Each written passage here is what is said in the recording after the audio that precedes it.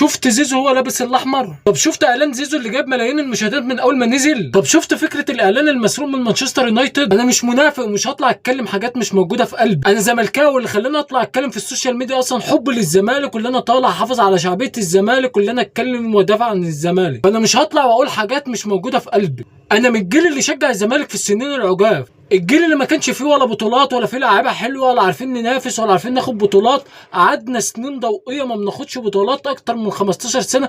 انا ما شفتش الزمالك بياخد بطوله الا 2013. فانا كده كده هشجع الزمالك حتى لو نزل درجه رابعه. انا ورا الزمالك مهما حصل يا جدعان، ولا يفرق معايا اي حاجه اقسم بالله. بس اللاعب ده من كتر الكذب اللي هو عمله على الاداره وعلى الجماهير وعلى الناس كلها اللي حواليه، وان انا هوقع كده كده، واللي عمله كله وانه كان بيحاول يوقع الزمالك وهو من جوه الزمالك وما بيروحش التدريب، وكميه الكذب هو وابوه. وكل يوم هو وابوه كانوا يطلعوا بتصريحات لغايه ما وقعوا الزمالك وخلاه يطلع من الكونفدراليه.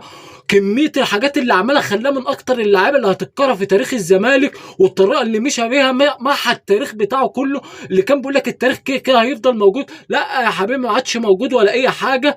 انت من الوقت من اكتر اللعيبه اللي هتكون مكروهه في تاريخ الزمالك. الطريقه اللي انت مشيت بيها من اكتر الطرق